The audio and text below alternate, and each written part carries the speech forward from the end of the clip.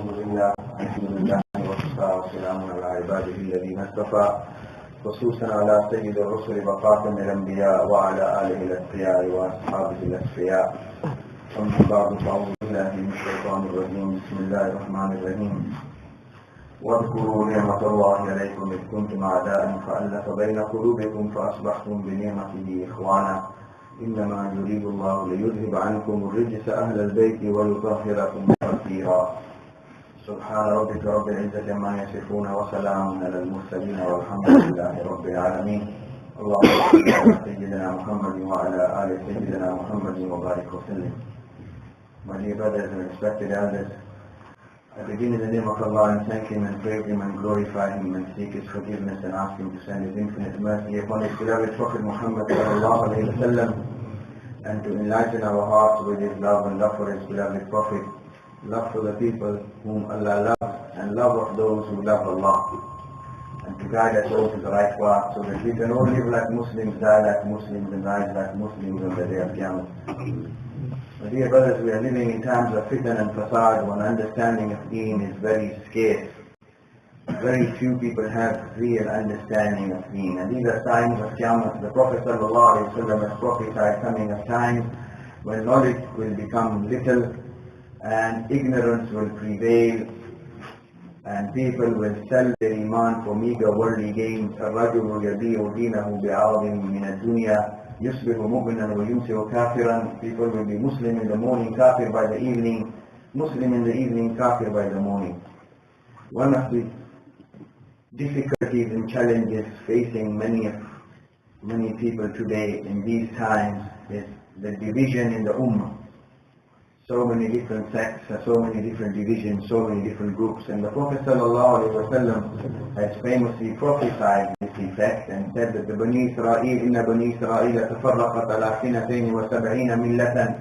Bani Israel were divided into 72 sects. This ummah will become divided into 73 sects. And he said, كلهم في النار إلا ملة واحدة. They are all doomed to Jahannam except one millet. And the Sahaba inquired, وَمَا هِيَ يَا رَسُولَ اللَّهِ قَالَ مَا أَنَا عَلَيْهِ وَأَصْحَابِي. And the Prophet ﷺ asked, who will be this fortunate group, who will be the saved sect? And the Prophet said, those who are on my path and the path of my companions.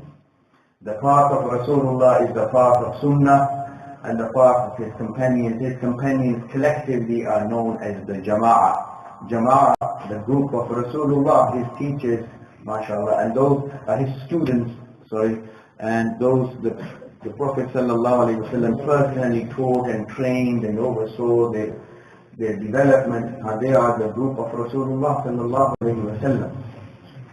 And they are the ones, those who follow the path of Rasulullah and the path of his companions, they are the ones who are on the right path and they will be saved.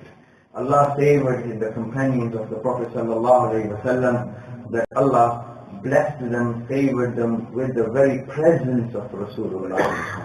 Allah says, لَقَدْ مَنَّ اللَّهُ عَلَى الْمُؤْمِنِينَ إِذْ بَعَثَ فِيهِمْ رَسُولًا مِنْ أَنفُسِهِمْ. Verily Allah favored the believers by raising a messenger from amongst them. يَتْلُو عَلَيْهِمْ آيَاتِهِ وَيُزَكِّيهِمْ, and gave him the mission of the recitation of his verses and their purification. And then to teach them وَيُعَلِّمُهُمُ الْكِتَابَ وَالْحِكْمَةِ, and to teach them the book and wisdom. So Sahaba Ridwanullah alayhim ajma'een, they learned directly from Rasulullah sallallahu alayhi wa sallam. They saw Rasulullah doing whatever. Rasulullah walked with them, talked with them, lived amongst them, prayed amongst them. So the Sahaba are the witness of the truthfulness of Islam and Rasulullah. Allah says, Muhammadur Rasulullah. Muhammad sallallahu alayhi wa sallam is the messenger of Allah. And if anybody has any doubt, wants evidence, daleel, proof, then وَالَّذِينَ مَعَهُ, the people around him, with him, they are his proof. أَشِدَّاءُ عَلَى الْكُفَّارِ رُحَمَاءُ بَيْنَهُم. They are very severe upon the non-believers, they are merciful amongst themselves. تَرَاهُمْ رُكَّعًا سُجَّدًا. You will see them in ruku and in sujood. يَبْتَغُونَ فَضْلًا مِنَ اللَّهِ وَرِضْوَانًا. They seek no worldly name or fame but the pleasure of Allah and His fadl and His mercy. يَبْتَغُونَ فَضْلًا مِّنَ اللَّهِ وَرِضْوَانًا. And Allah Himself is the witness that they seek no worldly fame or glory but purely His mercy and His pleasure. ذَلِكَ مَثَلُهُمْ فِي التَّوْرَاةِ. This is the example Allah gave of them in Torah. And just as Allah spoke about Rasulullah sallallahu alayhi wa sallam in the previous scriptures, and so much so, وَالَّذِينَ آتَيْنَاهُمُ الْكِتَابَ يَعْرِفُونَهُ كَمَا يَعْرِفُونَ أَبْنَاءَهُم. That the Jewish and the Christian scholars of the previous scriptures would recognize Rasulullah just as they recognize their own children. And not only did they recognize Rasulullah, they recognized his companions as well. Because Allah had made such extensive mention about them in their scriptures.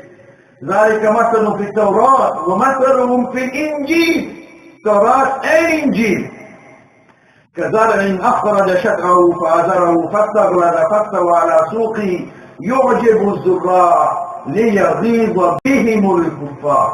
The example given in Injil is like a seed which when it begins to germinate and grow, initially it's very feeble, very delicate, but with time it develops into a strong trunk and becomes a fruitful tree. And by looking at it giving of fruit, then the owner of the tree, the farmer, is happy. يُعْجِبُ الزُّرَّاعَ. The man who planted the tree, who owns the tree, the man who planted the crop, then when he sees it fruitful and it's ready to be harvested, he's happy. And the one who burns لِيَغِيظَ, the one who sees this fruitful tree and the fruit of the effort now materialize and then burns, Allah says, kuffar. And they are non-believers. Imam Malik rahimahullah, this isn't a modern fatwa now. Many people, they say, brother, don't call such people kafir, those who insult Sahaba, curse them, criticize them, don't call them kafir. They are misled. They read kalima, they read salah, they recite Quran, they have masjid.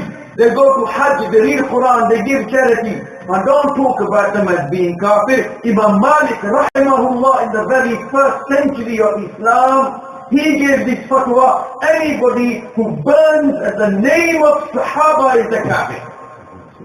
Because Sahaba are a witness to everything about Islam. The credibility, strength of any case. Whenever there is a dispute, what do people do? Refer the matter to any court. And the court assesses the judge, the qadi. The judge will assess the credibility, strength of the argument presented. Witnesses will be asked for. And the strength of any case depends upon the credibility of witnesses. And when the case starts, the initial discussion and the presentation and cross-examination will be of the witnesses. Who are the witnesses? Reliable, trustworthy? Is what they're saying make sense? Is it credible? Is their testimony acceptable? Is it continuous? Does it have solid ground? If not, the whole case will be thrown out. The witnesses to Islam, revelation, Allah sent Jibreel alayhi salam with revelation to Rasulullah sallallahu alayhi wa sallam. None of the Sahaba saw Jibreel. So when Rasulullah sallallahu alayhi wa sallam made a claim, I am Rasulullah, who did he make that claim in the presence of? Who heard this claim? Who accepted this claim? Who testified to this claim? When Rasulullah said his prayers, Rasulullah said anything. His prayers, his hadith was listened to by who? Passed on to the ummah by who? So if at source, if the Sahaba Ridwanullah Majma'in, their credibility is undermined and their authority is questioned, their reliability is put in doubt, then the whole Islam collapses. There is no Quran, there is no Hadith, there is no Sunnah, there is no Islam. The credibility of Sahaba is fundamental. This is why Allah has presented. This is a verse this is an issue which Allah also narrated to previous prophets. وَالَّذِينَ مُحَمَّدٌ رَسُولُ اللَّهِ والذين معه أشداء على الكفار رحماء بينهم تراهم ركعا سجدا يبتغون فضلا من الله ورضوانا سيماهم في وجوههم من أثر السجود ذلك مثلهم في التوراة ومثلهم في الإنجيل. This is an issue which Allah even spoke about and narrated and stated and implanted in the previous scriptures. So the credibility of Sahaba is fundamental. Without their credibility, justice, goodness, this is what Ahlul Sunnah wal Jama'ah, they believe as Sahaba to kulluhum adul. They are all honest, they are all trustworthy, they are all reliable, they are totally dependable. This is what Muhaddithun, when they debate, discuss authenticity of hadith, they say, no, this guy, he wasn't reliable, this guy, he was known to fabricate issues, this guy is munkarul hadith, and this guy is this, and when he reaches any sahabi, all the muhaddithun keep their mouth shut. Because who dare speak about a sahabi in an inappropriate way? So the honor of Sahaba Ridwanullahi Majma'een is of the utmost importance, fundamental to the very survival and authority, authenticity, not of a hadith, but of all of Islam. Allah favored the companions of the beloved Prophet of Allah by blessing them with the presence of Rasulullah sallallahu alayhi wa sallam and promised all of them, kullum wa'adallahu al-husna. Allah promised them all goodness. Yes, just as in every society there are different levels in intelligence, knowledge, understanding, wealth, in every وهو الذي رفع بعضكم فوق بعض درجات ليبلوكم فيما آتاكم. In every society there are different levels, intelligence, strength, wealth, health. Everybody isn't at the same level. Even brothers born to the same parents are different in every way. They are not exactly same in everything. Even your fingers on the same hand, they are not all the same. Fingers on a hand are different. Sahaba Ridwanullahi Majma'een, they want all of the same level, agreed. Prophets are not on the same level. وَلَقَدْ فَضَّلْنَا بَعْضَ النَّبِيِّينَ عَلَى بَعْضٍ. Even among prophets, those honorable Rasul, تِلْكَ الرُّسُلُ فَضَّلْنَا بَعْضَهُمْ عَلَى بَعْضٍ. Even amongst Rasul there are levels. Amongst prophets there are levels. Amongst Sahaba there are levels. Abu Bakr is number one. Radiallahu anhu. In every way Abu Bakr was always number one. Then al-Aqidah Ahlus Sunnah wal Jama'ah. Abu Bakr number one, Hazrat Umar two, Hazrat Usman three, Hazrat Ali Radiallahu anhu number four. In order of the Khilafat is their status. Then the rest of the Ashara Mubashara. Then Ashabul Badr. And then Ashabul Ridwan. And those, mashallah, those who participated in the Battle of Badr. Rasulullah said, لَعَلَّ اللَّهَ اِطَّلَعَ عَلَى أَهْلِ بَدْرٍ فَقَالْ اِعْمَلُوا مَا شِئْتُمْ قَدْ غَفَرْتُ لَكُمْ. What do you know about the people of Badr? Who they were? Allah looked upon them and said, I have forgiven you, you can do what you like. Not that Sahaba, it's like when you trust someone, you know he will not abuse your trust and authority. And hence, you say whatever he says, I'll accept. Because you know you can trust them. So Allah trusted them so much. Allah gave them this assurance. None of the Badri Sahaba, not that they ever, na'uzubillah min dhalik, went out of their way and just spent their life in an inappropriate way. Ashab Badr are the best people in this ummah. First Abu Bakr, then the four Khulafa, then Ashra Mubashara, and then the 313 Ashab Badr, then the 1400 who were with Rasulullah. لَقَدْ رَضِيَ اللَّهُ عَنِ الْمُؤْمِنِينَ إِذْ يُبَايِعُونَكَ تَحْتَ الشَّجَرَةِ. Now when they who were with Rasulullah, 1400 of them went in Hudaybiyah, they made bay'ah at the hands of Rasulullah under a tree. And then the 10,000 who were with Rasulullah, when he marched into Makkah. لا يستوي منكم من أنفق من قبل الفتح وقاتل أولئك أعظم درجة من الذين أنفقوا من بعد وقاتلوا. The ones who accepted Islam before Fatih Makkah, spent in the path of Allah, did whatever they can, they are superior than those who accepted Islam afterwards and then spent in the path of Allah and did whatever. Whether before Fatih Makkah, after Fatih Makkah, in Badr, the Ashab Ridwan, كُلٌّ وَعَدَ اللَّهُ الْحُسْنَى. Allah has promised them all goodness. And إن الذين سبقت لهم منا الحسنى أولئك عنها مبعدون لا يسمعون حسيسها وهم فيما اشتهت أنفسهم خالدون. Those who have been promised goodness by Allah, Allah will keep them far away from Jahannam and give them paradise in which Allah will give them whatever they desire. So all Sahaba, they are in guaranteed paradise. And this is supported by another hadith of the Prophet sallallahu alaihi wasallam. لا يمس النار مسلما رآني أو رأى من رآني. Although somebody might be critical of the authenticity of the hadith, but it supports Quran.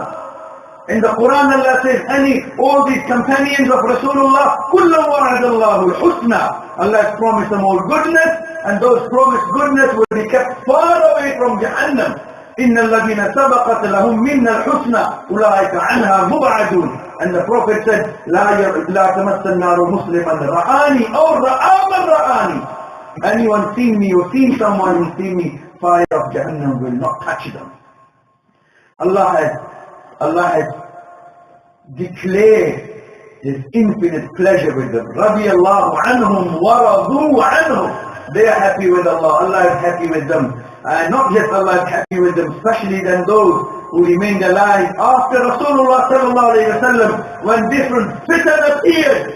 Ya ayyuhalladhina amanu man yartadda minkum an dinihi fasawfa ya'ti Allahu biqawmin yuhibbuhum wa yuhibbunahu.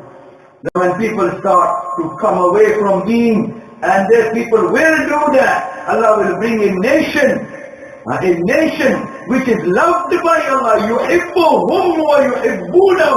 Allah will love them and they love Allah. So Sahaba were the ones, they loved Allah, Allah loved them. So anybody, there are two people in Quran and Hadith Allah has declared war with. One is in the Quran, one is in Sahih Hadith.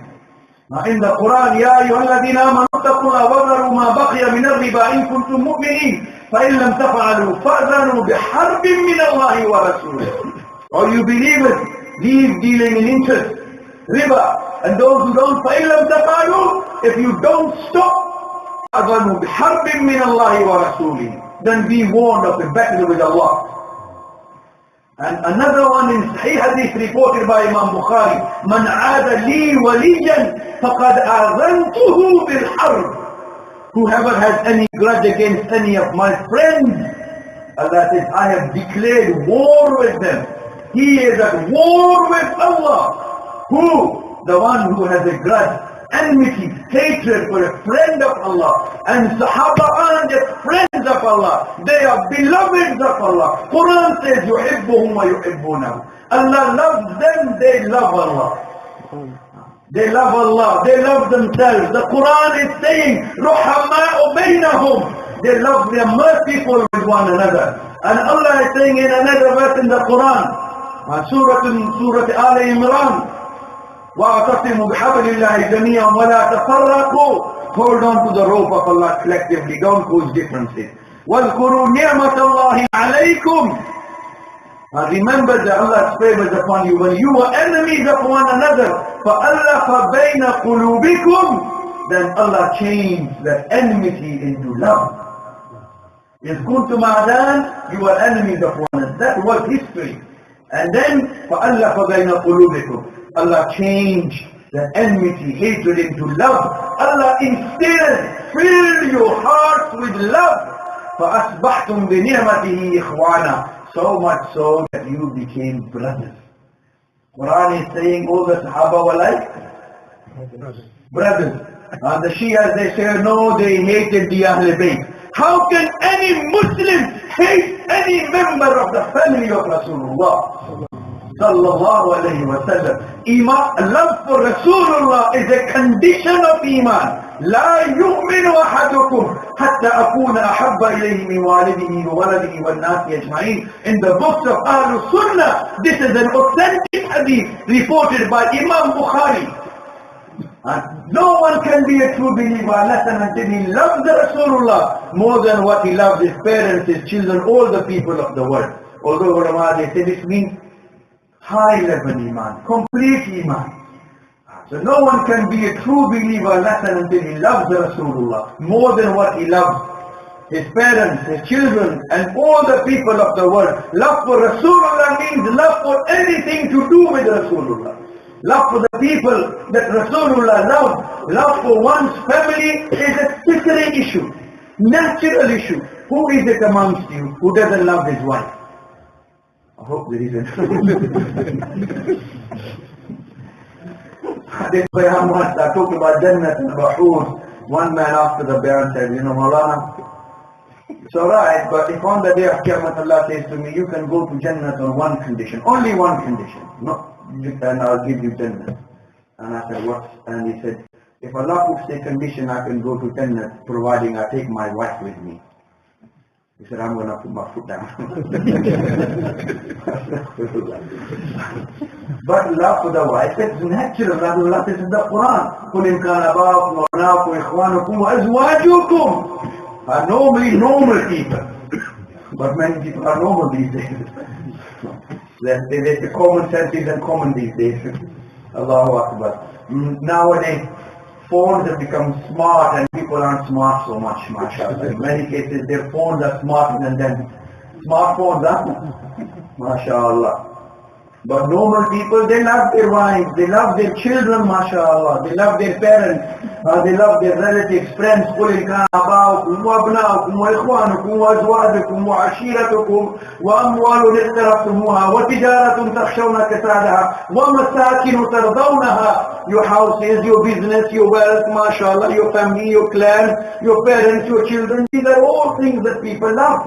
But for a mu'min, أحب إليكم من الله ورسوله وجهاد في سبيله فتربصوا حتى يأتي الله بأمره. Even these things, they are not more dear, more lovable than Allah and His Rasul sallallahu alayhi wa sallam. Allah's love for Allah, love for Rasulullah should be more than the love of all things. And more وَالَّذِينَ آمَنُوا أَشَدُّ حُبًّا لِلَّهِ. Those who are true believers, they love Allah profusely. Those who love Rasulullah, how can it possibly be they love Rasulullah and not love his family? Just doesn't go.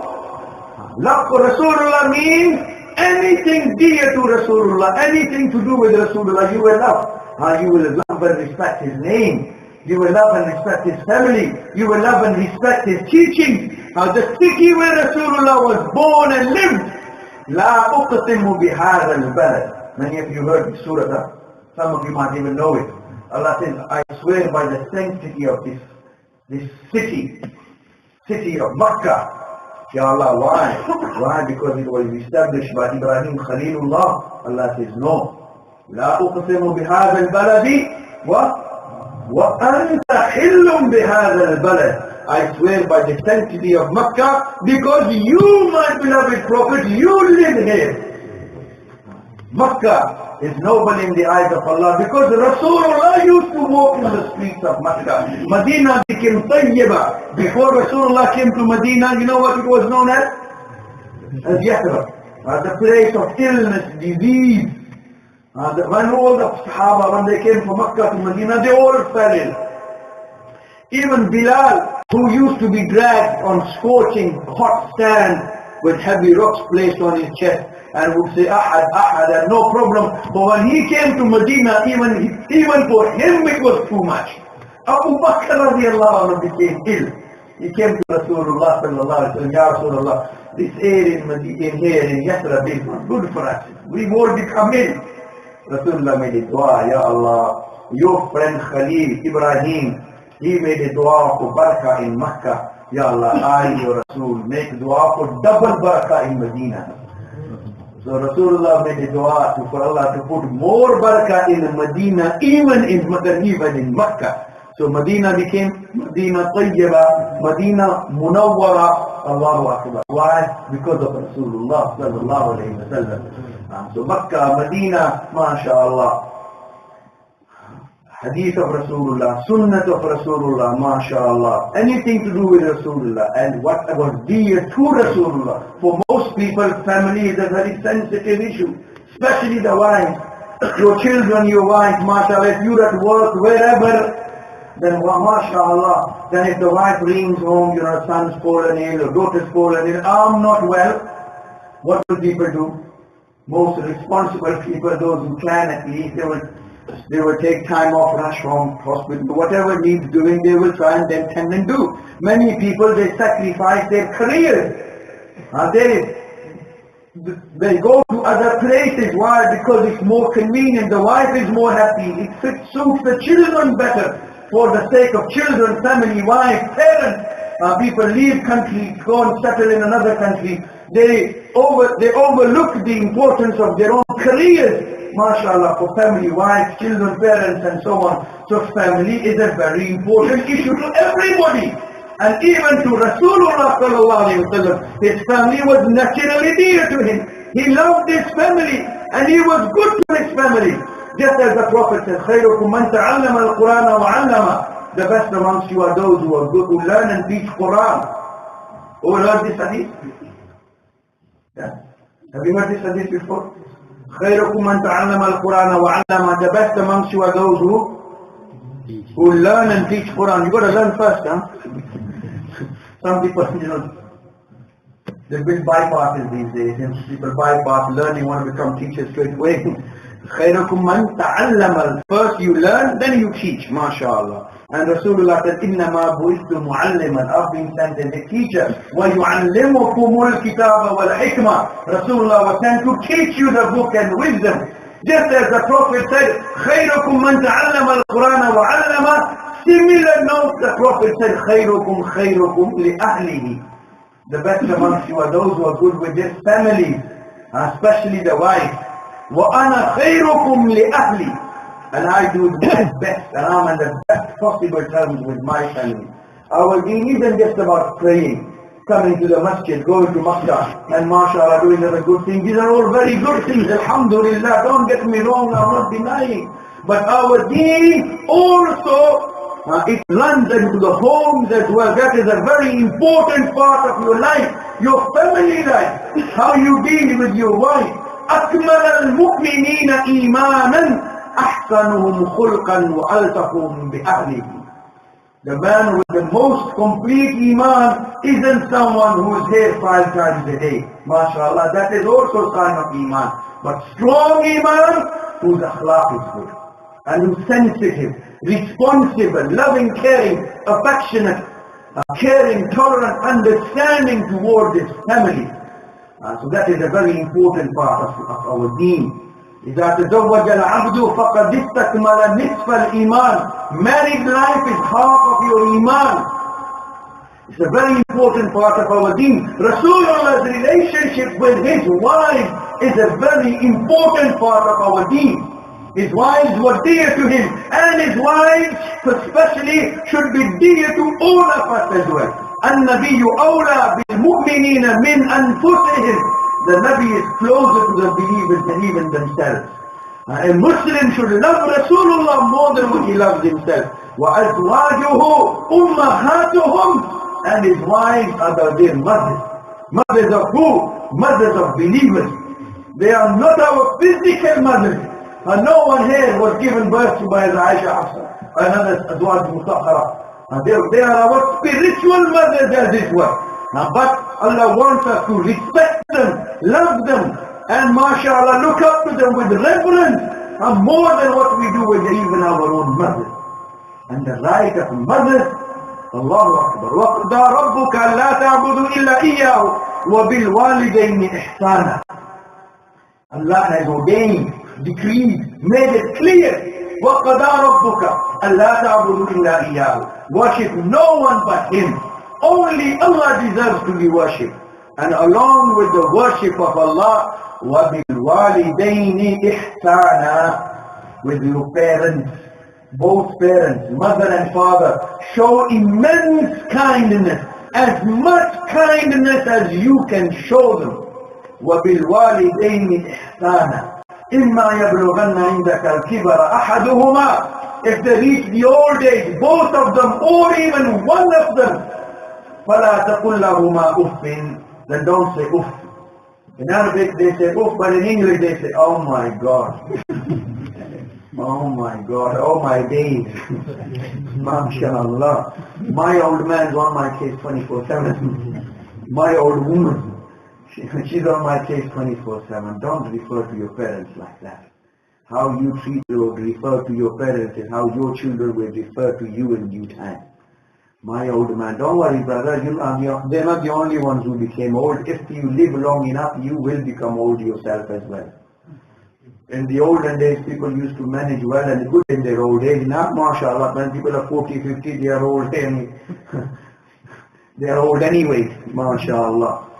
But show immense respect to your parents, especially when they grow old. And don't say uff to them. وَقُلْ لَهُمَا قَوْلًا كَرِيمًا. Speak politely to them. وَاخْفِضْ لَهُمَا جَنَاحَ الذُّلِّ مِنَ الرَّحْمَةِ. Be humble in their presence. وَاخْفِضْ لَهُمَا جَنَاحَ الذُّلِّ مِنَ الرَّحْمَةِ وَقُلْ رَبِّ ارْحَمْهُمَا كَمَا رَبَّيَانِي صَغِيرًا. And when they become old, then make dua for them. Ya Allah, have mercy upon them as they had mercy upon me when I was young. To look at your mother with love, at your father with love. You go outside, mashallah, there's a poster. Nowadays they promote everything with semi-naked women, supposedly beautiful women. Phone, cars, houses, you name it, everything they promote with women. And you see some glamorous model, wow. Don't let your eyes pop out, lower your gaze. كل المؤمنين يغضوا من أبصارهم ويحفظوا فروجهم. Lower your gaze, don't look up again. Otherwise on the day of Qiyamah, hot rods will be poked into the eyes of such people. But you go home and that old woman, wrinkled face, she's not Miss World. Wrinkled face, dentures falling out, she can't see properly, she can't hear properly, she can't speak properly. Arch back. Son, is that you? Yes, Amma. Gee, it's me. Allahu Akbar. And then you go up to her and then you look at her and you smile at her. You know what Rasulullah said? What reward Allah will give you? Reward of one Hajj. Somebody looks at his parents with love 100 times a day. Where the reward is going to come from Allah. Where Allah is giving, there is no shortage in Allah's account. All the shortage is down our end. We can't do enough. But even if you look at your parents 100 times, there's no problem for Allah to give you that reward. Allah appreciates that. Allah likes it when people are good to their parents. But Allah forbid, let never a day come in the life of any Muslim, not just a Muslim, but any young man, where he goes home and says to his mother, "Now, I don't care. You're not my mother anymore. I don't take you for my mother." Very bad. Very sinful. May Allah never bring pressure in anybody's life. But if anybody does, very sinful. But a badbakht, a very sinful, shaqi, but he will not become a kafir. Just because she might be your mother, she might not be your mother. In many homes, in many families, people adopt children. She's not your real mother. She might be, she might not be. I'm not gonna, please don't go and start questioning your mother. Am I your son? Give her the respect anyway. But if anybody goes home and says to his mother, "You are not my mother," very bad, very sinful. But he won't become a kafir. But if anybody says, "Aisha is not my mother, Hafsa is not my mother, Habiba is not my mother, Zainab bint Jahsh is not my mother," he will become a kafir because Allah is saying she's your mother. You understand or not?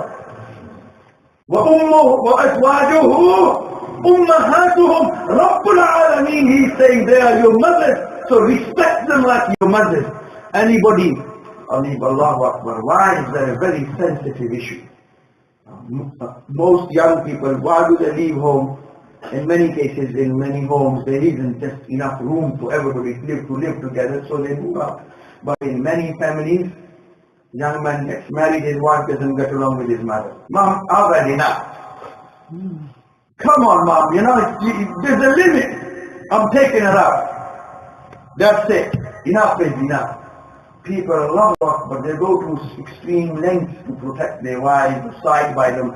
In many parts of the world, forget about saying something nasty. If you say something nice about somebody's wife, your wife is gorgeous, man. Probably be the last thing you ever say in your life. Any Pathans there? Allah, Tata. If you say something nice about someone's wife, Allahu Akbar. But if you say something nasty about somebody's wife, definitely be the last thing you ever say in your life. Allahu Akbar. People are very sensitive towards their wives. Rasulullah was similarly very sensitive towards his wife. Especially Aisha Radiallahu anha. Amr ibn al-As Radiallahu anhu asked, Ya Rasulullah, Ayyun nasi ahabbu ilayk? From all the people of the world, who do you love the most? The Prophet said, Aisha. And he said, Ya Rasulullah, what I meant was minal rijali, from the men. Prophet said, Abuha, her father. And the woman Rasulullah loved the most, daughter of the man Rasulullah loved the most. People have the audacity. There's a guy called Yasir Habib or Yasir Khabib. Allahu Akbar. And he is on the YouTube. You can check Aisha, na'udhu billah, na'udhu billah, na'udhu billah. Hanging upside down, burning in Jahannam. That's the title of the clip. And he's condemning Aisha radiallahu anha, na'udhu billah, to be in that situation. So if somebody says something nasty about your wife, you don't like it. Somebody says something nasty about your mother. But Allah is saying in the Quran, the wives of Rasulullah are your mothers. So how sensitive are we to this? But don't call them kafirs. Why? Because they read Quran, they read Kalima, they read Namaz, they fast in Ramadan, they go to Hajj as well. Did Abu Bakr do all that? Did Umar do all that? Did Aisha do all that? And in their books it's written, there is no reputable Shia scholar who has not written that after Rasulullah sallallahu alayhi wa sallam, all Sahaba, na'udhu billah, they became murtad with the exception of 4. Ali radiallahu anhu, Abu Dharr Ghifari, Salman Farsi, Miqdad ibn Aswad, with the exception of these 4. And if there is a generous Shia, he'll add another 5th name, Ammar ibn Yasir as well. Otherwise, in Usul Kafi, the fundamental book of Shia, the first ever book written about on supposed narrations from the Imams, from Rasulullah, in their Hayatul Qulub, written by Mullah Baqir Majlisi, rather Mullah Baqir Majusi. He is written Hayatul Qulub in the Urdu translation, page 923, volume 2, that after Rasulullah passed away, all Sahaba, na'udhu billah, they left Islam, became kafir and murtad. And it is specified in Shia belief, it's written in their aqaid, their aqidah, when the Mahdi will come, and they call him Sahib al-Amr, the man of authority. When he will come, the first thing he will do is go and to the grave of Aisha na'udhu billah and raise her, make her alive again and lash her because she had a battle with Hazrat Ali na'udhu billah. So what sort of a Mahdi is he who is going to raise and lash the wife of Rasulullah na'udhu billah? He won't be a Mahdi, such a man is a kafir. And how dare people insult the wives of Rasulullah sallallahu alayhi wa sallam, na'udhu billah. The Quran says, At-tayyibatu lit-tayyibin, good women for good men. Good women for? Anyone better than Rasulullah ever? Anyone better than Rasulullah? The Quran is saying, good women for good men. When there is no one better than Rasulullah, there is no woman better than the wives of Rasulullah. And the Quran is saying, Ya Nisa al-Nabi, lastunna ka-ahadin min al-Nisa. You are not like any other woman in the world. In other words, there is no other woman in the world like the wives of Rasulullah sallallahu alayhi wa sallam. The wives of Rasulullah. At-tayyibatu lit-tayyibin, wat-tayyibuna lit-tayyibat, wal-khabithatu lil-khabithin. Bad women for bad men for bad women. If na'udhu billah, Aisha is bad, Hafsa is bad, then that means that Rasulullah na'udhu billah was bad. So it's just not integrity of Aisha and Sahaba, it's a question of the integrity of Rasulullah sallallahu alayhi wa sallam. Allah says in the Quran, Hunna libasul lakum, about your wives. هُنَّ لِبَاسٌ لَكُمْ وَأَنْتُمْ لِبَاسٌ لَهُنَّ. They are your clothing, you are their clothing. Your wife, ulama of ta'bir. You know what ta'bir means? Interpretation of dreams. They've written and stated, if a man sees in his dream, he's wearing nice clothes, your clothes look nice, smart, mashallah, then it can mean you have taqwa wa libasu taqwa, dhalika khair. It can mean you are a man of piety or taqwa, or it can also mean that your wife is in a good condition. If you see yourselves as wearing nice clothes, then it can also mean that your wife is good, alhamdulillah. If you see your wife wearing dirty clothes, doesn't mean she is careless.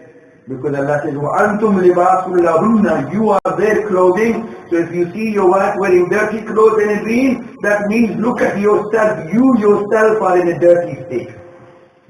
So if na'udhu billah, if Hazrat Aisha or Hafsa or any of the wives of Rasulullah, incidentally, one wife of Rasulullah sallallahu alayhi wa sallam, her name was Habiba. Her real name was Ramla, but her kunya was Habiba. Habiba bint Abi Sufyan. She was the daughter of Abu Sufyan. And she became Muslim right in the beginning. She is from the Sabiqun al-Awwaluna min al-Muhajirin. She became Muslim right in the beginning. Initially she married one of the cousins of Rasulullah. His name was Ubaidullah bin Jahsh. He was the brother of Zaynab bint Jahsh. They had another brother, his name was Abdullah ibn Jahsh. He was martyred in the battle of Uhud. But this Ubaidullah bin Jahsh, he made hijrah to Abyssinia. And he was married to Habiba. When he went to Abyssinia, he became a murtad. He became a Christian. And he died as a drunkard there. Because she was the daughter of Abu Sufyan. Abu Sufyan was the chief of the Meccans. And one of their leaders. So seeing a daughter of a chief in another foreign land suffering because of Islam, when Rasulullah heard, he sent a proposal offering to marry her if she was willing. And he sent a letter to Najashi, and he sent the proposal on behalf of Rasulullah sallallahu alaihi wasallam. And she happily agreed, and Najashi performed her marriage with Rasulullah with a mahr of 5,000 dinars. And that was the most mahr given to any of the wives of Rasulullah sallallahu alaihi wasallam. It wasn't given directly by Rasulullah himself, but the king needed, the king of Abyssinia, on behalf of Rasulullah sallallahu alaihi wasallam. And because she is the daughter of Abu Sufyan is the father of Amir Muawiyah Radiallahu and hence Amir Muawiyah's title, his title is Khalul Mu'mineen. His sister is from the Ummahatul Mu'mineen, Ummul Mu'mineen, mother of the believers. So the brother of your mother is? The brother of your mother is an uncle. In English everybody's uncle. But in Arabic and in Urdu there are different uncles. One is Am is the brother of your father. He is your uncle. And the brother of your mother is Khal. We say Khala. Khala is the sister of your mother. But the brother of your mother, Khal. So Amir Muawiyah, his title Khalul Mu'mineen, Iman Walo ke Mamu. And the Shia that made this into a swear word. Khalul Mu'mineen, if it is being Khal of somebody, is a respectable relationship or a disgraceful relationship? भी मामने की इज्जत करनी चाहिए या उसकी बेइज्जती करनी चाहिए? But the Shias have turned this upside down so much so, especially in our culture, in the Asian culture, so much so, people when they refer to policemen, they say, Mama, Mama aa rahe hain. Mama lagna hai tu? Kaise? तुम मामा लगना है, आपको क्या पड़ी है? Why are you bothered? Who are you to interfere? So they've turned an honorable relationship because of Amir Muawiyah Radiallahu anh. In every culture, Mama is respected. The brother of your mother, he deserves your respect. He's the brother of your mother, for Allah's sake. But because Amir Muawiyah has been given the title Khalul Mu'mineen, he is the brother of one of the mothers of the Muslims, they've turned it into a swear word now. But people, when they see Indian Pakistani, when they see policemen, they say, Mama aa rahe hain. Suna? Kya say? So, ainda tawbah kare. Next time you won't say it. This is a shameful, this is an insult to your uncle. The policeman, people look down upon them. In England, some people call them pigs. Yeah? Have you heard that? Some people do. So na'udhu billah min dhalik. The mother of your brother, the brother of your mother, sorry. And subhanallah, someone who's the brother of the wife of Rasulullah sallallahu alayhi wa sallam. Rasulullah gave a special dua. Allahumma ja'alhu hadiyan mahdiyan. Ya Allah, make Muawiyah a guided one, and not just a guided one, make him such that he guides others. You think Allah was going to reject Rasulullah's dua? Analyze, understand the nobility of Sahaba, not from some fabricated, distorted, mispresented historical rhetoric. Understand the value of Sahaba in light of Quran and Hadith. And because history is written by anybody, they can say what they like. Who's there? Who was there in Karbala? Were you there? Was Imam Bukhari there? Ibn Taymiyyah there? Anybody of the respectable scholars of Al-Sunnah there? And the people who invited Imam Hussain Radiallahu anhu to come, they betrayed him. They pulled the carpet from under him, and then they helped to kill him. Those same very people reporting exaggerated, fabricated narrations just to arouse the people and to lead them to a frenzy so that they can hit themselves and beat themselves and weep and cry. All fabricated nonsense of what went on. So whenever, even many Sunnis, subhanallah, they are very casual, very ignorant, but rather very arrogant in their attitude to Amir Muawiyah radiallahu anhu. Yes, there was a battle between Hazrat Ali and Amir Muawiyah, but we are not the judge.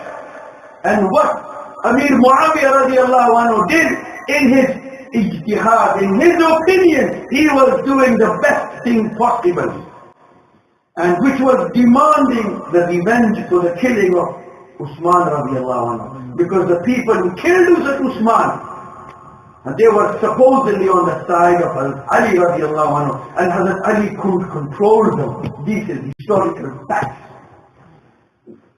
And Amir Muawiyah radiallahu anhu, all he was simply demanding was revenge of Qasas for the killing of Hazrat Usman. Hazrat Usman was an ordinary man. And then when the offensive was launched, where was the battle between Hazrat Ali and Amir Muawiyah? It wasn't in Medina. If Amir Muawiyah had launched an offensive, the battle would have been in Medina or near Medina. But the battle is on the outskirts of Damascus. Why? Because Hazrat Ali initially launched the offensive. Hazrat Ali took the army over there. Amir Muawiyah had no choice but to defend himself.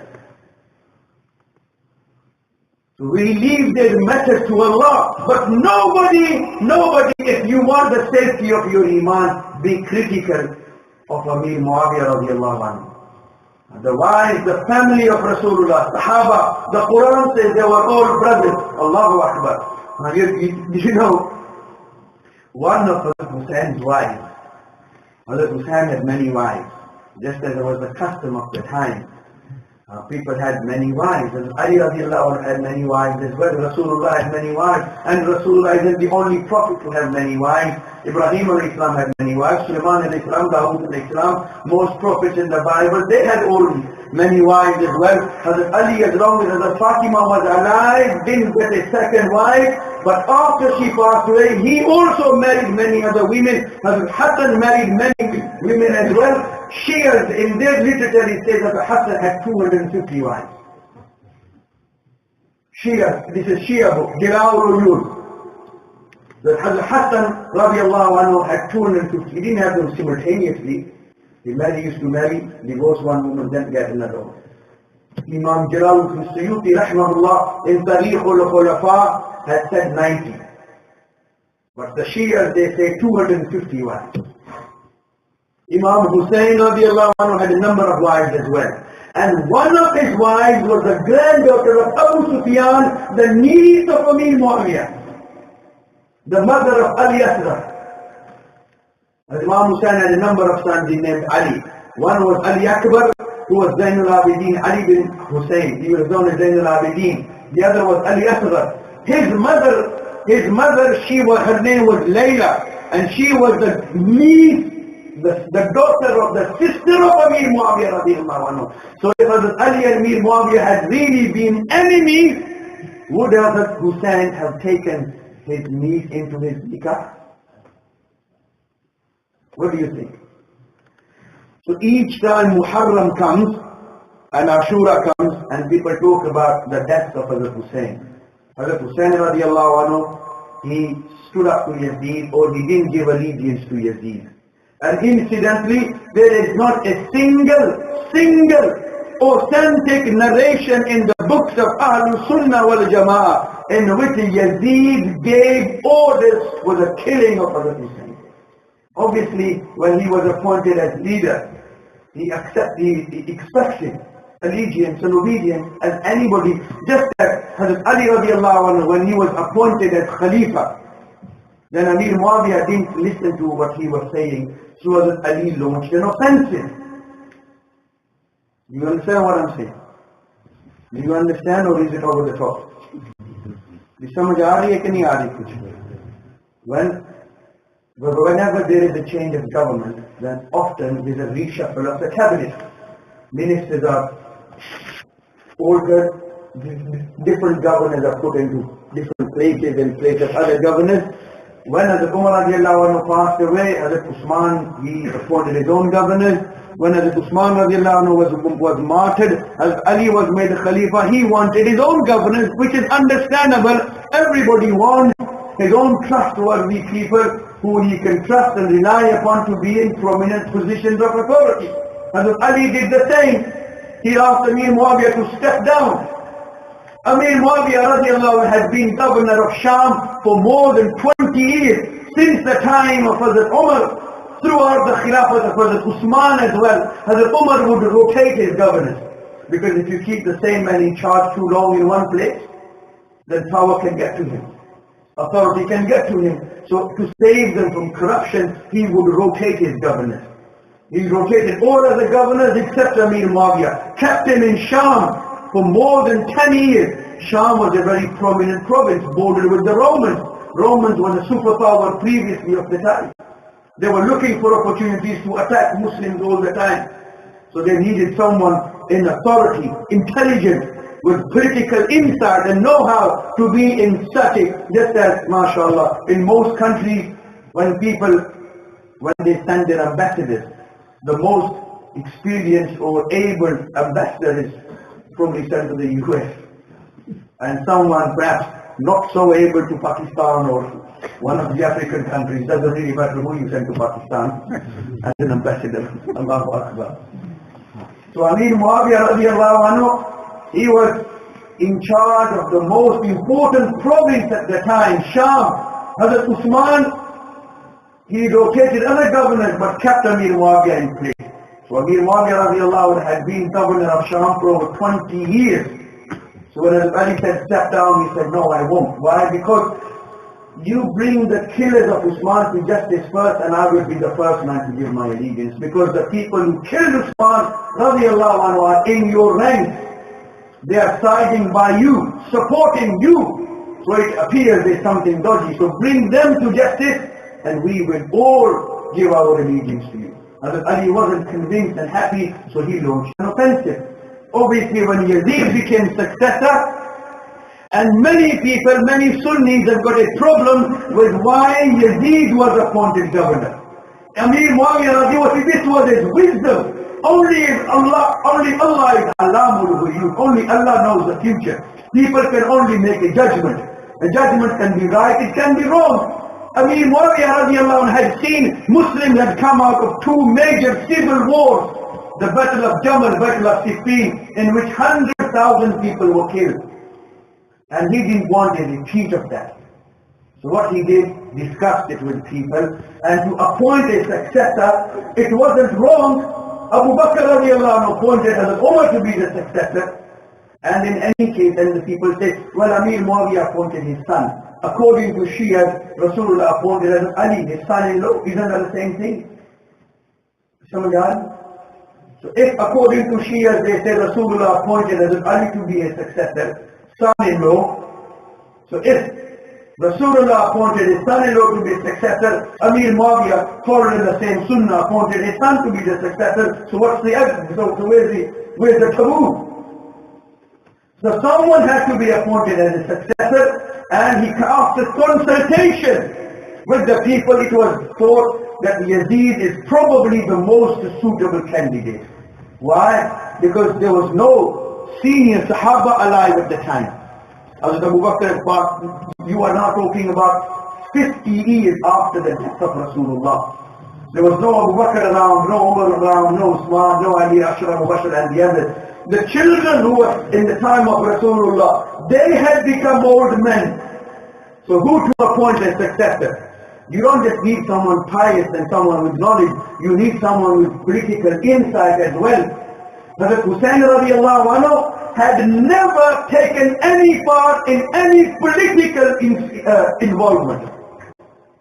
Since the death of Rasulullah, he was a young boy.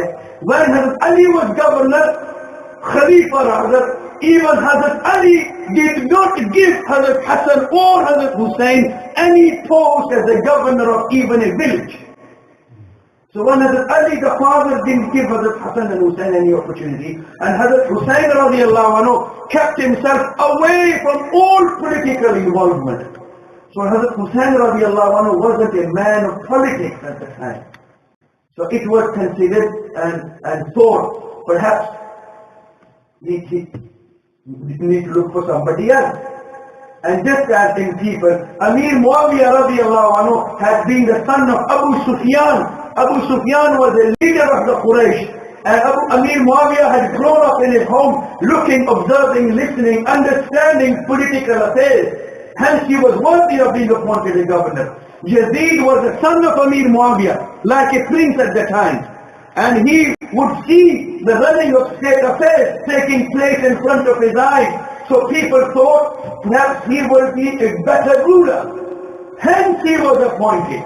Not because just simply he was Amir Muawiyah's son. Many people are unaware and hence they say things inappropriate with regards to Amir Muawiyah Radiallahu anhu. I'm not saying Yazid Radiallahu anhu. Don't get me wrong, please. Yazid was Yazid. And in any case, the Rasulullah sallallahu alayhi wa sallam has prophesied. And this is authentic hadith reported by Imam Bukhari in his Sahih. أول جيش من أمتي يغزون مدينة قيصر الروم مغفورا لهم. The first group of people to wage a war against the Roman Emperor's city capital, Allah will forgive them all. Yazid didn't just take part in that, Yazid was the leader of the campaign. Hazrat Hussain Radiallahu anhu had taken part in that campaign as well, under the leadership of Yazid. Some like, you understand something? Yazid never gave orders for the killing of Hazrat Hussain Radiallahu anhu. He just demanded and expected allegiance. But when Hazrat Hussain did not give him allegiance, he thought by the time Yazid had changed and he wasn't worthy of Khalifa, so Hazrat Hussain Radiallahu anhu became double-minded. And in the meantime, the people of Kufa, they tried to lure him away from there, and so that they said, we don't want Yazid, so you come over, we will give you allegiance, support you to overthrow Yazid. So Hazrat Hussain Radiallahu anhu didn't want any part of it. He remained in Medina, and when people lured him, sent him 12,000 letters. He left Medina to go to Makkah, then he left Makkah to go to Kufa.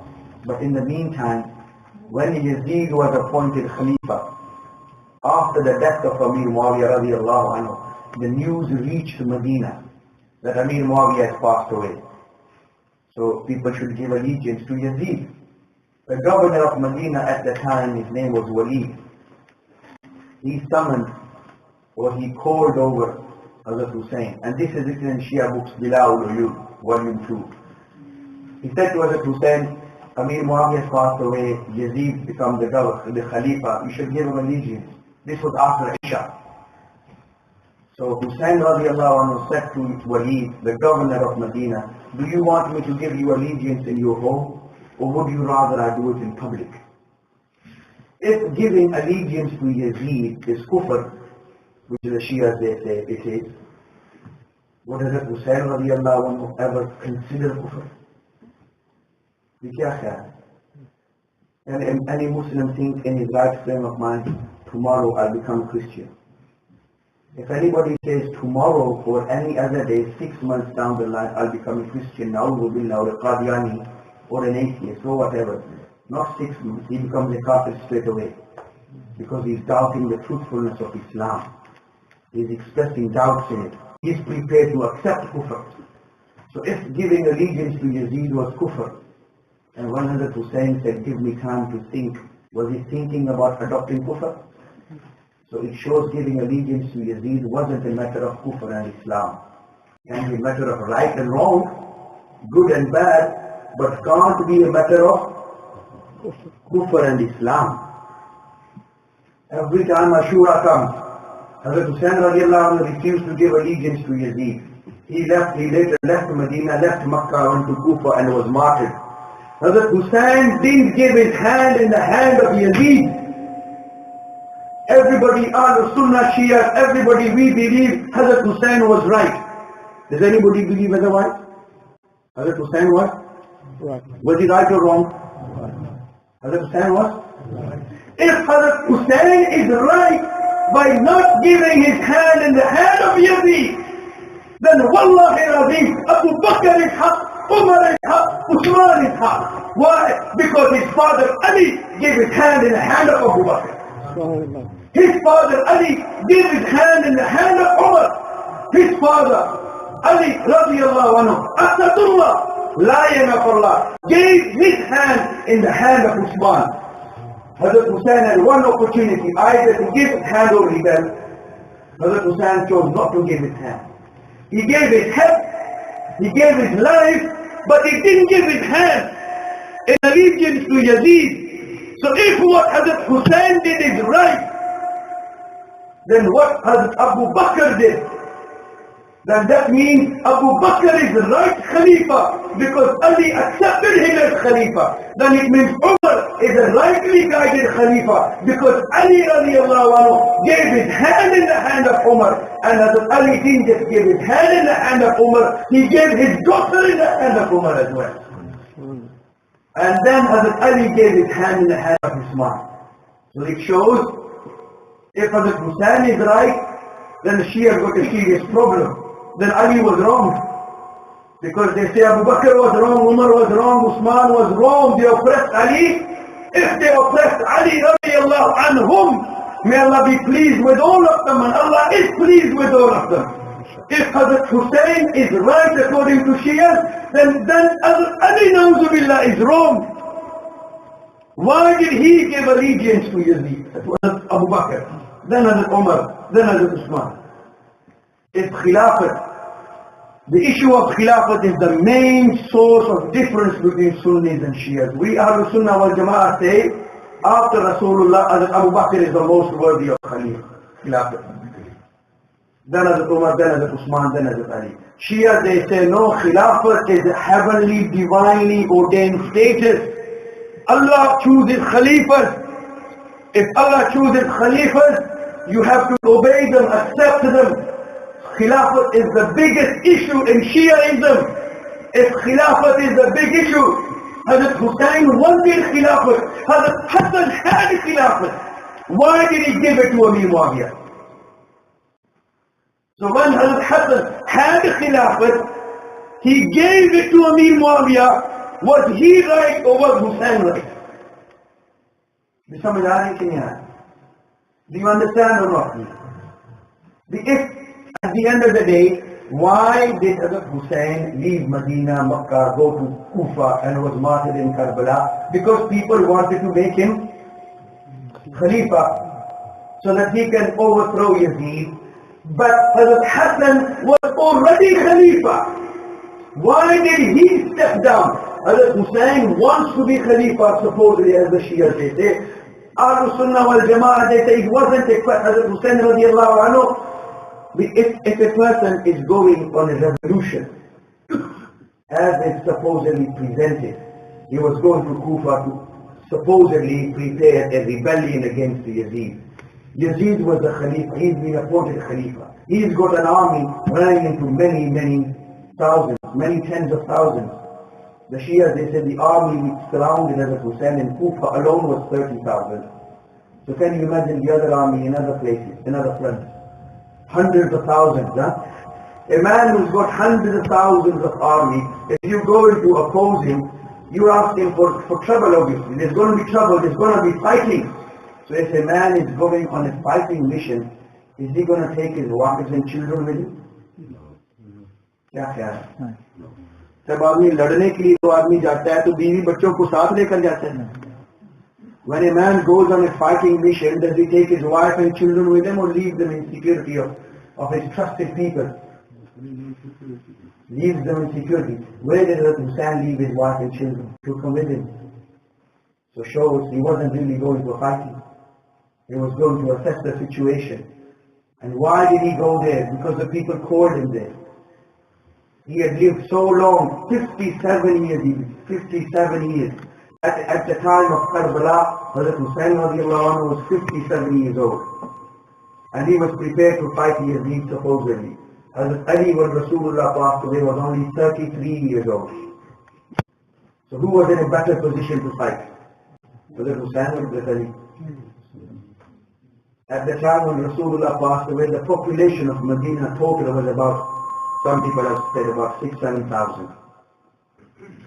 In Jala'ul Uyun, Mullah Baqir Majlisi has written, on the 10th of Muharram, Hazrat Hussain alone killed 1,950 people from Ubaidullah bin Ziyad's army. How many? 1,950. Mullah Baqir Majlisi ने लिखा है कि 10वीं मुहर्रम को जब जंग शुरू हुई, Hazrat Hussain ने तने तरह alone 57-year-old man killed how many? 1,950. His father Ali bin Abi Talib, Asadullah, the lion of Allah, was only 33 years old. If he thought Abu Bakr, Umar and Usman were not worthy Khulafa, do you think he could have not taken them on single-handed? But he did it. Why? He considered them right or wrong?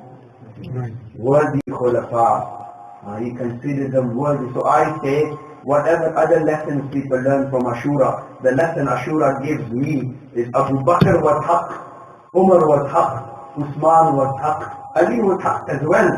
But because Ali accepted them as Khulafa, so that means whatever lesson anybody else learns, the lesson I have learned from Ashura is that the Khilafat of Abu Bakr is haq, Khilafat of Hazrat Umar is haq, similarly Khilafat of Hazrat Usman is haq, and we also believe that the Khilafat of Hazrat Ali Radiallahu is also haq. Hazrat Hussain Radiallahu was living in Medina at the time. Walid said to him, you should give him allegiance.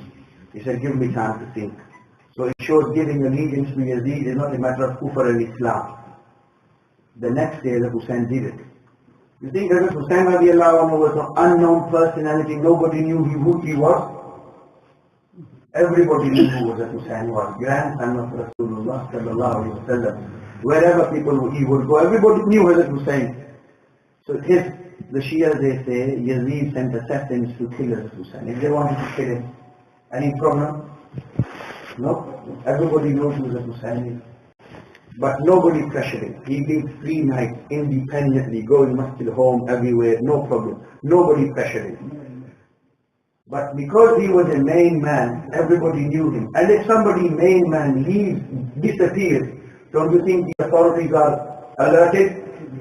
Then Hazrat Hussain Radiallahu left to Medina to go to Makkah. He took his family with him. If Yazid wanted Hazrat Hussain killed, a man traveling from Makkah to Medina, in jungle, desert, no army, only 60-70 people, mostly women, children. Is it a big job to kill him? What do you think? By a ruler who had army running into tens of thousands, if Yazid wanted Hazrat Hussain killed, and Hazrat Hussain left to Medina to go to Makkah, 400 kilometers, would it have been a difficult job for him? No problem. But Hazrat Hussain reached Makkah safely, showing what? Nobody interfered. Nobody pressured him. In Jalal Shia book it says, Hazrat Hussain reached Makkah on the 3rd of Shaban. Hazrat Amir Muawiyah passed away towards the end of Rajab. Next month is Shaban. We reached Makkah safely on the 3rd of Shaban. Whole of Shaban, whole of Ramadan, Dhul Qa'dah, Dhul Hajjah, 4 months passed. Hazrat Hussain is comfortable in Makkah. Don't you think everybody knew Hazrat Hussain was? Nobody interfered. Nobody pressured him. Nobody said anything to him. 4 months passed. If Yazid wanted him killed, you think he could not have him killed? The people of Iraq, of Kufa, sent 12,000 letters asking Hazrat Hussain to come over. Hazrat Hussain Radiallahu felt pressured into obliging. So he leaves Makkah to go to Kufa. You know how much? It's not round the corner. Almost 1,000 kilometers. Jungle, desert. If Yazid wanted him killed, 1,000 kilometers, you think he couldn't have done the job? What do you think? He could have had him killed. Nobody would ever know what happened. Because he doesn't have an army. His own family members are living in Medina. People say, oh, Sunnis didn't protect him. You see, okay, if the Sunnis didn't protect him, where was the rest of the Ahl Bayt? Why didn't they side by him? All of Hazrat Ali Radiallahu'anh's children, he had 14, 15, 16 children. MashaAllah, they all had their own 10, 15 children each. Hazrat Ali Radiallahu'anh's only his family, his grandsons and sons numbered more than a couple of hundred. So where were all they? It shows Hazrat Hussain didn't want any help. He didn't consider it necessary. He only took his immediate family with him. Some people, they joined him. If someone's going on a serious campaign like a revolution. You know when Jamaat brothers go in Jamaat? If there's local 3-day Jamaat going, MashaAllah, then, you know, have you seen, brothers, I'm going in Jamaat, come with us. Have you heard brothers say that? If कोई आदमी कोई काम भी करता हो तो थोड़ी बहुत आवाज तो लगाता है ना. Come brothers, we go in the path of Allah, come with us. Sometimes when you come into the masjid, you meet a brother, I'm going to the masjid, come with me. If Hazrat Hussain Radiallahu anhu had this serious intention for a revolution, do you not think he would have gathered more momentum and support? I'm going, come with me. You think people would have refused? Refused the grandson of Rasulullah? But he didn't do any of that. People wanted, he said, no, I don't need any help. So it shows his real plan wasn't a revolution. He was going to assess the situation in Kufa. They want me, what's the situation there? Then we'll decide what happens after that. His immediate intention wasn't to fight or rebel against the Yazid. The people called him over. You know, when there is a murder investigation, there are different criteria. One is circumstantial evidence, scene of crime. Where is the scene of crime? Was Hazrat Hussain murdered in Medina, in Makkah, en route? He reaches the outskirts, doorstep of Kufa. People who've invited him, people who promised to support him, given allegiance to his ambassador, Muslim bin Aqil, 100,000 people. And Shia scholars have written, everybody living in Kufa at that time was a Shia. The Shias invited him. When he reached their doorstep, they pulled the carpet from under him. Ubaidullah bin Ziyad was appointed as the governor of Kufa, again with orders to take allegiance from Hazrat Hussain. Ubaidullah bin Ziyad was very firm against the people of Kufa. Look, if any of you rebels against the Khalifa, Yazid, I will deal with them seriously. They all became scared. They forgot their promise they had made to Hazrat Hussain, forgot the allegiance they had given him. Hazrat Hussain is on their doorstep. Now, Ubaidullah bin Ziyad says to them, go and fight him. Get him to give allegiance. Hazrat Hussain said, no. These same very people who invited him. In Shia books it says, Hazrat Hussain Radiallahu anhu took out those letters, read the names, looked at the faces, recognized them. You called me. You called me. You promised to help me. You promised that you gave me allegiance. And now you want to kill me. The same people who invited him were the same people who are now facing him to kill him. Eventually, Hazrat Hussain Radiallahu was martyred. All other male members of the expedition were martyred except one. His name was Ali. His title is Zainul Abidin. He became the successor of Hazrat Hussain according to Shia, the next Imam. Zainul Abidin. When they were taken, the survivors were taken to Kufa. People started, then they realized what's been done to Hazrat Hussain. Started weeping, beating themselves like they do now. Hazrat Hussein's sister Zainab, she looked at them and they said, woe be to you. May Allah turn your swords upon you. You invited us, then your men killed our men. May Allah punish you till Qiyamah by turning your swords against you. Imam Zainul Abidin, the son of Hazrat Hussain Radiallahu, when he saw the men of Kufa weeping for what had happened, he said, why are you weeping now? You people called us, betrayed us. Your men killed my father. Because what happened, Hazrat Zainul Abidin, the son of Hazrat Hussain, he was ill. On the 10th of Muharram, he was ill. So he was in the tent. Everybody else was fighting. And incidentally, in Shia books, Jalal al-Ulul says, when the battle started with Yazid, with Ubaydullah bin Ziyad's army, and people were required to fight, the first man to step forward in defense of Hazrat Hussain was Abu Bakr bin Ali. Abu Bakr bin Ali, the son of Hazrat Ali, his name was Abu Bakr. He was the first man to be martyred. Then the second man to be martyred was Umar bin Ali. The third man to be martyred was Usman ibn Ali. Hazrat Ali's number of sons, and three of his sons, one was named Abu Bakr, one Umar, one Usman. So when Hazrat Hussain was under attack, the man who first gave his life was Abu Bakr. The number two to give his life was Umar bin Ali. And the third man to give his life for Hazrat Hussain was Usman ibn Ali. Hazrat Zainul Abidin was ill. He couldn't take part in the fighting, but he could hear everything which was going on. Then his father is martyred, then his uncles are martyred. And then when they are taken initially to Kufa, and then they are transported to Yazid, to Damascus. And it says, even in Shia books, that Imam Zainul Abidin, the only surviving son of Hazrat Hussain, spent 15 days in the palace of Yazid. Sleeping in his palace, eating on the same table as Yazid, his food, accepting his hospitality, staying with him, accepting his presence.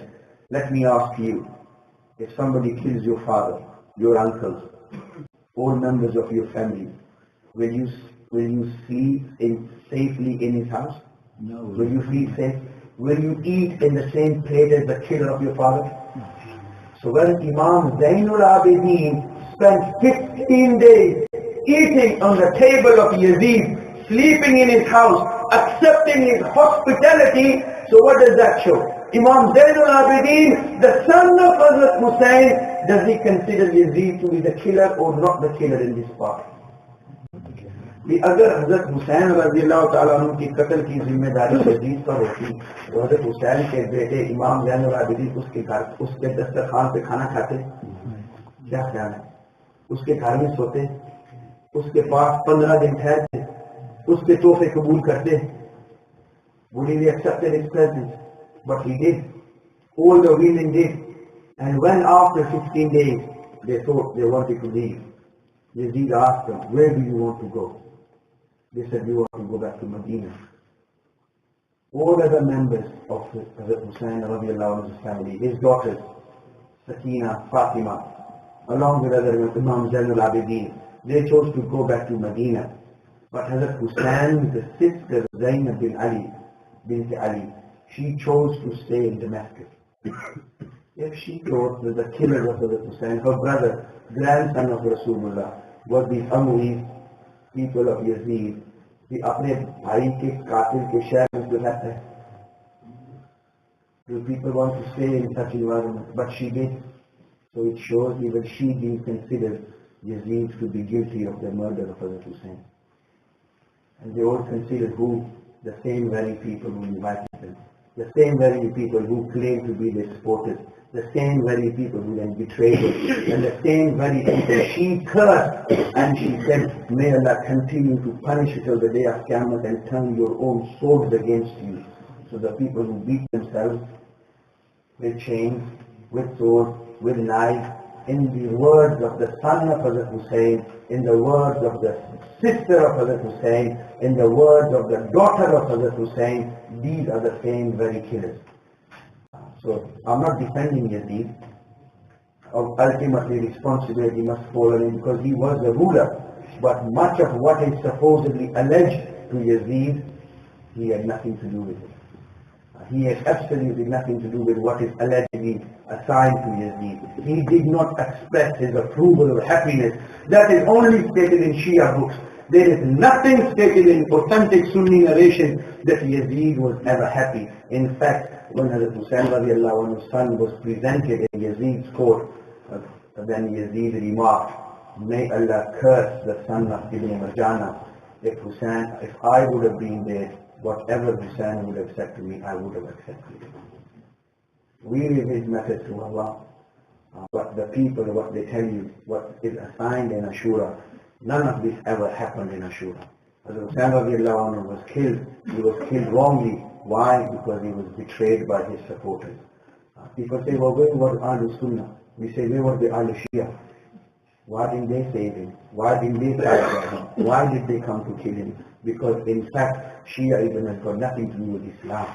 Shiaism is a conspiracy against Islam, to undermine Islam, to uproot Islam, to divide Muslims and to fight with. You might surprise you to know in Tehran, which is sort of the most powerful Shia state, the only real strong independent Shia state. In Tehran, in Pakistan, there are Shia places of worship. In Medina, there is a Shia temple. You must say, why am I saying temple? There are temples. There's a Shia temple in Medina, but in Tehran, there are churches, there are Hindu temples, there are synagogues, but there isn't a single Sunni masjid in Tehran. They won't allow it. So when we say, brother, don't call them kafirs. Why? Because they read kalima. Didn't Abu Bakr read kalima? Don't we read kalima? Don't we read kalima? Didn't Aisha Radiallahu read kalima? So brothers, get your facts straight. Get your sympathies straight. Your sympathies should be with the companions of Rasulullah sallallahu alayhi wa sallam, not with the enemies of the companions of Rasulullah. May Allah guide us all to the